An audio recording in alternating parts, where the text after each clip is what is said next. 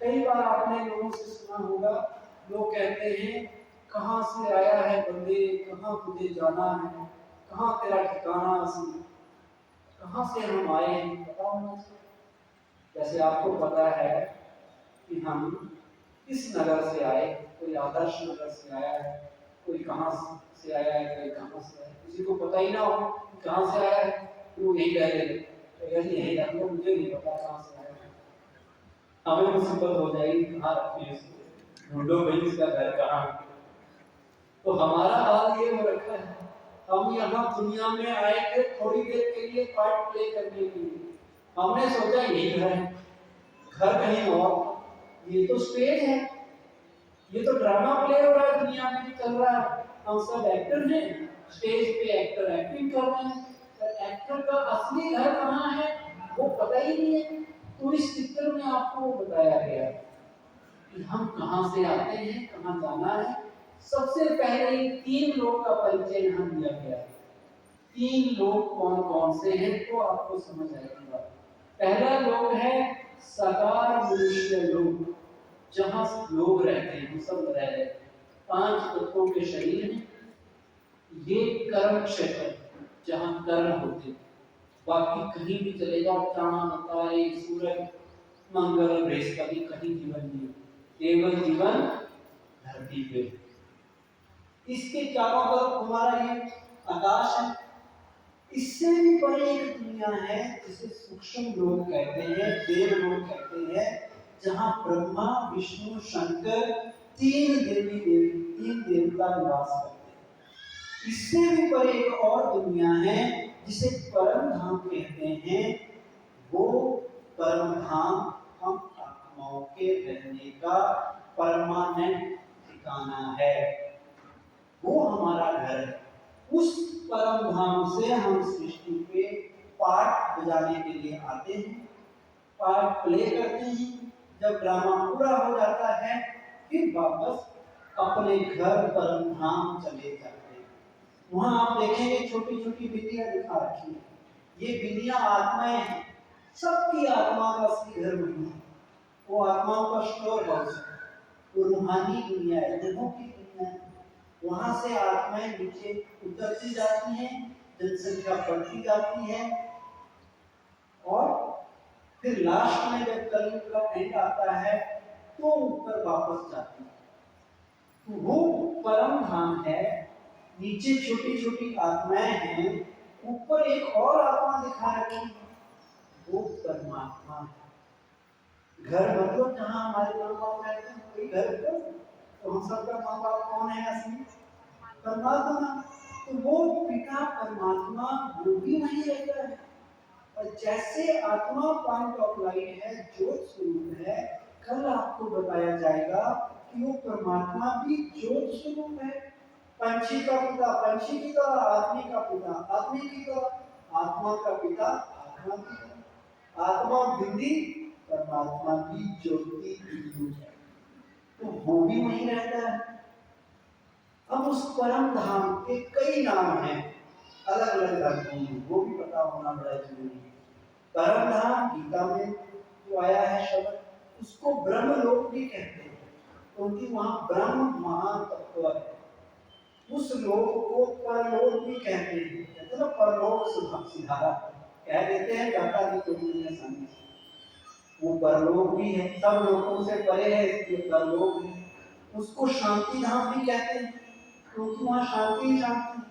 उसको मुक्ति धाम भी कहते हैं, क्योंकि आत्मा वहां मुक्त अवस्था में, वहां जन्म मरण तो होता नहीं, शरीर तो वहां है नहीं, वहां केवल आत्मा है। शरीर कहाँ मिलते हैं? धरती में, मनुष्य लोक में। परम धाम में केवल आत्मा है, एनर्जी जैसे तारा है, उससे भी कई लाखों गुना छोटा जो दिखेगा भी इन आंखों से, वो आत्मा परम धाम है। उसको सातवां आसमान भी किसी धर्म में कहा गया, किसी में उसको सचखंड भी कहा गया, किसी में उसको हेवनली या सुप्रीम हाईएस्ट अवार्ड भी कहा गया, सबसे ऊंचा। अलग अलग जगहों के अलग अलग नाम, लेकिन वो है परम धाम जो हमारा परमानेंट ठिकाना है। वहां से हम सृष्टि पे कर्म करने के लिए आए हैं। सृष्टि कर्म क्षेत्र है। जब हमारा कर्म, हमारा पाठ पूरा हो जाता है तो हम वापस अपने घर परम धाम जाते हैं। ये बात पक्की कर दो। एक लास्ट में एक आपको बिल्कुल नई बात सुनाएंगे जो आज तक आपने सुनी नहीं, क्योंकि यहाँ आपको वो ज्ञान दिया जाएगा, नया ज्ञान। अगर वही सुनाना हो तो आज तक लोग सुनाते आए कि आपको जो यहाँ बुलाना, आपको कुछ ज्ञान वो दिया जाएगा जो आप जानते हैं, कुछ वो दिया जाएगा जो आपके लिए बिल्कुल नया हो।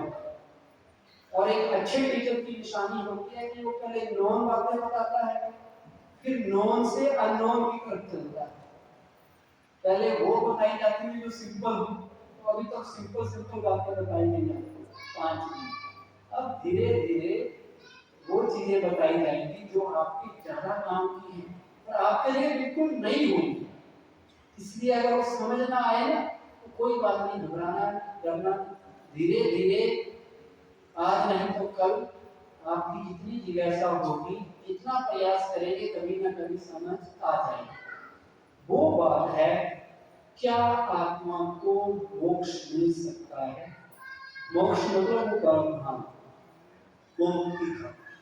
आप में से किस किस को मोक्ष की इच्छा है? आप करो, अच्छी बात है। भक्ति का तो विषय ही जन्म मरण के चक्कर से छुटकारा पाना, आवागमन के चक्कर से, यही चाहते हैं ना, भक्ति इसलिए तो करते हैं। और हाथ नीचे कर वे, हम क्यों मोक्ष चाहते हैं, इसका भी जवाब हम लोग करें। और मोक्ष होता क्या है ये भी समझना बड़ा जरूरी है। मोक्ष मतलब परम धाम, जहां आत्मा का ना शरीर है ना कोई और चीज है। आत्मा केवल एनर्जी रूप में तारा बना के, पत्थर बना के पड़ी है वहां। ना वो देख सकती है, ना वो बोल सकती है, क्योंकि शरीर ही नहीं है। और हम खुद कहते हैं शरीर से छुटकारा मिले, जन्म मरण मतलब शरीर से अलग। तो वहां तो शरीर है ही। उसको ये भी पता नहीं कि मैं परम धाम में बैठी हूँ, उसको ये भी पता नहीं कि वहीं भगवान भी मेरे साथ ही है, उसको ये भी पता नहीं कि नीचे भी कुछ है, दूसरे लोग भी हैं जहाँ कर्म क्षेत्र में कर्म भी हो रहा है, क्योंकि वो केवल आत्मा है। आत्मा बिना शरीर के कोई कुछ नहीं कर सकता, तो वो मोक्ष होता है जिसे हम कहते हैं मोक्ष, आम भाषा। अच्छा, मोक्ष चाहते क्यों हैं? जब हम थक जाते हैं इस दुनिया में, बहुत दुखी होते, बहुत परेशान होते, देख ली सब दुनिया सब बेकार, चलो यहाँ से छुटकारा पाओ, तो हमारे अंदर इच्छा पैदा होती है सारे दुखों से छुटकारा पाने की, कि हमें मुक्ति मिल जाए। अब मुक्ति क्या स्थायी मिल सकती है? मुक्ति मिलती जरूर है सबको, पर कितने टाइम के लिए मिलती है कि जानना जरूरी है। परमानेंट मोक्ष नहीं मिलता। आप सोचे कि आप ना सतयुग में दुनिया में आए, ना त्रेता में आए, ना द्वापर में, ना कलयुग में, तो आपका अस्तित्व ही खत्म हो गया।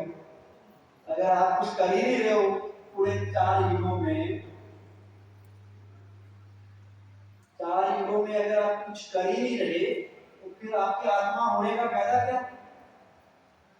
और करना कहाँ पर है? सृष्टि पे, जहाँ कर्म क्षेत्र है, जहाँ सतयुग त्रेता द्वापर युग कलयुग चलता है, साइकिल चलता है।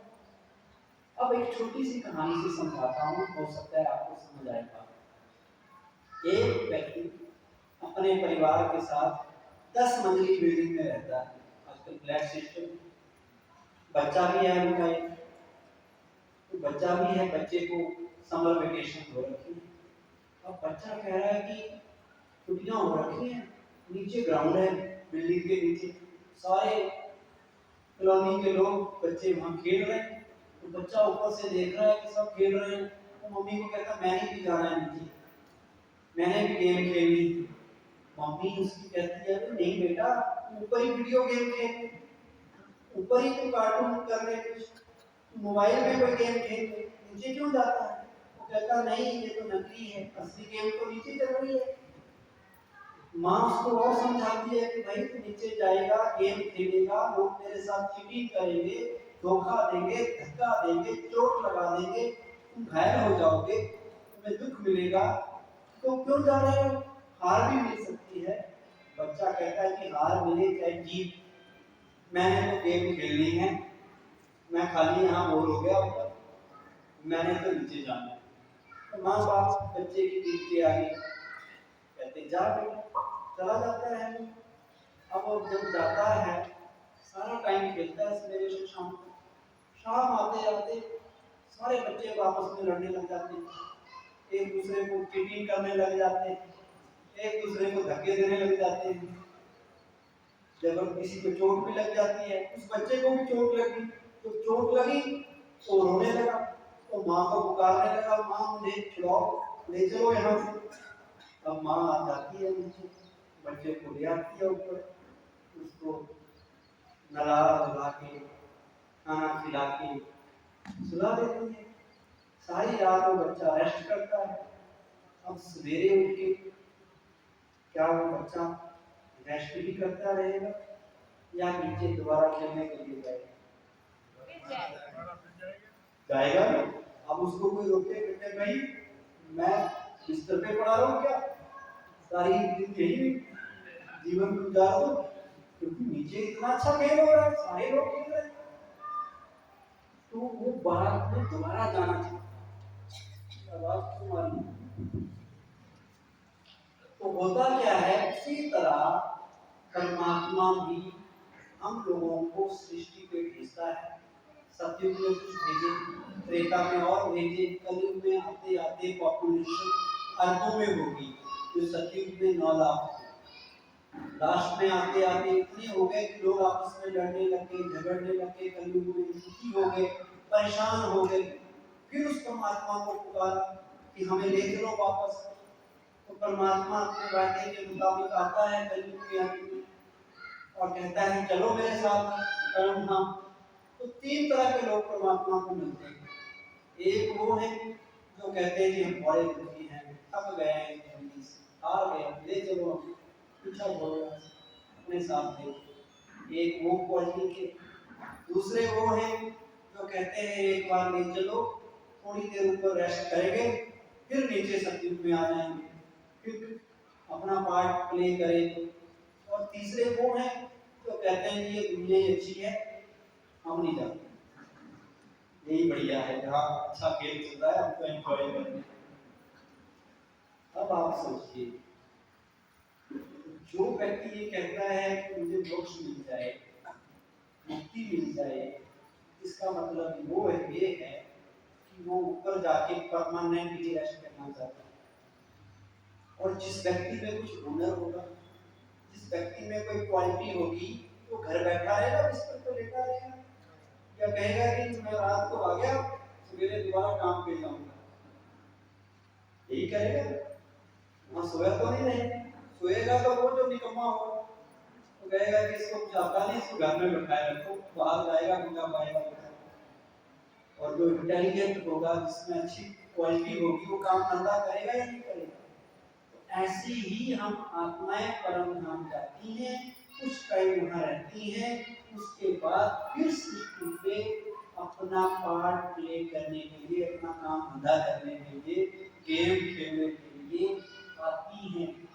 और जो नहीं आती वो उस टाइम तो रहती है ऊपर, सतयुग में नहीं आई, त्रेता में नहीं आई, कुछ द्वापर में आ गई, लेकिन कलयुग के एंड में एक जन्म के लिए जरूर आना पड़ेगा।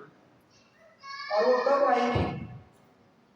जब यहाँ लड़ाई झगड़े हो रहे हो, कलयुग ही घोर कलयुग बन गया होगा, तो उनके आने का क्या फायदा? तो तब है जब अच्छा टाइम हो सृष्टि पे, तब आए, सतयुग में आए। आगे के दिनों में ये सारी बातें आपको डिटेल में बताएंगे, सतयुग क्या है, त्रेता क्या है, द्वापर क्या है, कलयुग क्या है, सारी चीजें आपको विस्तार से समझाई जाएंगी। अभी आप इतना याद रख लीजिए कि जब परमात्मा को ही मोक्ष नहीं मिलता, परमात्मा भी तो सृष्टि पे आए लोगों के उद्धार के लिए, तो हमें परमानेंट मोक्ष नहीं मिल सकता। और मुक्ति से भी अच्छी चीज जीवन मुक्ति। मुक्ति का मतलब है ऊपर बैठ जाना, और जीवन मुक्ति का मतलब है जीवन में रहते हुए बुराइयों से मुक्त रहना, जीवन में रहते हुए दुख अशांति से मुक्त रहना। तो मोक्ष तो हम इसलिए चाह रहे थे ना, दुख से छुटकारा मिले, परेशानी से छुटकारा मिले। तो जब आपके अंदर आध्यात्मिक ज्ञान आएगा तो आप बुराइयों से मुक्त होंगे। तो यही जीवन मुक्ति का अनुभव आप करेंगे, शरीर छोड़ने की जरूरत नहीं पड़ेगी। यही जीवन में रहते हुए मुक्ति का अनुभव करना, यहाँ रहते हुए परम धाम का भी अनुभव करना। मेडिटेशन में परम धाम का भी अनुभव करते हैं, मन ही मन वहां जाते हैं, परमात्मा को वहां जाके उससे मिलन बना के आते हैं। तो वो बड़ी चीज है। इसलिए जीवन मुक्ति का ज्ञान ब्रह्मा कुमारी से लेते हैं। और मोक्ष तो उस व्यक्ति की सोच है जो थक गया है, जो परेशान हो गया है, जो कहता है कि पीछा छूटे दुनिया से। लेकिन जब ऊपर जाएगा, बोर होगा, तो कहेगा कि चलो नीचे, क्योंकि सब कुछ तो नीचे ही चल रहा है। स्टेज तो ये है, ऊपर तो खाली है। तो आज से ये बात मस्ती कर लो कि मैं आत्मा परमानेंट, जब शरीर में हूँ तो यहाँ रहती हूँ, शरीर में नहीं हूँ तो मैं परम धाम की निवासी हूँ। परम धाम मेरा घर है। मन ही मन मेडिटेशन में मैं परम धाम का अनुभव कर सकती हूँ। वही वास्तविक मोक्ष है, वही मुक्ति है, वही जीवन मुक्ति है। तो वो मुझे मेडिटेशन के द्वारा करनी है। कल के दिन आपके लिए और जरूरी एक टॉपिक आने वाला है, तो आज के टॉपिक से भी 5 गुना इंपॉर्टेंट है। वो है परमात्मा पिता की पहचान, कि भगवान हमारे सामने आ जाए तो हमें उसका एड्रेस, उसकी पहचान तो होनी चाहिए। कोई नकली भगवान बन के आ जाए तो भी पता तो चले कि असली है नकली है। क्या जिसको हम याद कर रहे हैं वही भगवान है, या वो देवता है, या महान आत्मा है, या धर्मात्मा है? कौन है? आत्मा और परमात्मा में क्या फर्क है? किसे परमात्मा कह सकते हैं? परमात्मा तो एक होता है, आत्मा कई होती है। तो जब वो एक है, उसका परिचय भी एक होगा। वो एक का परिचय कल हम आपको देने वाले हैं। इसलिए कल का लेक्चर कभी मिस मत करना। आपको उस प्रभु पिता की पहचान दी जाएगी जिसके लिए आपने जब तक तपस्या, हवन, यज्ञ, व्रत आज तक किए, उसको पाने के लिए। उसकी प्राप्ति कब होगी? जब उसकी पहचान है। वो प्यारे प्रभु पिता की पहचान आपको कल मिलेगी। आज अभी हम लास्ट में आज का जो टॉनिक है इसको रिवाइज करते हैं। बैठे बैठे ही आप कर लीजिए। मेरे के बाद आदरणीय कुसुम दीदी जी, जो इस पूरे कैंपस के इंचार्ज हैं, ब्रह्मा कुमारी चुनाव के आप यहाँ के बड़े दीदी जी हैं। आपसे दीदी जी मिलेंगे और आपको 5 मिनट, मैं दीदी जी से निवेदन करूंगा कि ज़्यादा नहीं तो 5 मिनट आपको राजयोग मेडिटेशन का कमेंट्री के द्वारा अभ्यास कराएं। धीरे धीरे आपको प्रैक्टिस कराते जाएंगे ना, तभी फिर आप मेडिटेशन सीखेंगे। असल में परसों आपको मेडिटेशन का फुल लेक्चर रहेगा कि मेडिटेशन की विधि क्या है, लेकिन अभी थोड़ा सा टेस्ट दीदी जी आपको कराएंगे। उससे पहले हम आपको ये टॉपिक संकल्प के रूप में रिवाइज कराते हैं। बड़ा अच्छी बातें आ जाएंगी। मैं आज्ञा विधाता भगवान का बच्चा हूँ और बहुत बहुत भाग्यवान हूँ। भगवान मुझे कह रहे हैं, बच्चे तुम चिंता क्यों करते हो? मैं बैठा हूँ ना, मैं 1000 भुजाओं सहित तुम्हारे साथ हूँ। जब भी तुम मुझे बुलाओगे मैं तुम्हें मदद करने के लिए आ जाऊंगा। बच्चे भगवान को बुलाएं और भगवान ना आए, ये हो नहीं सकता। Thank you very much. ओम शांति।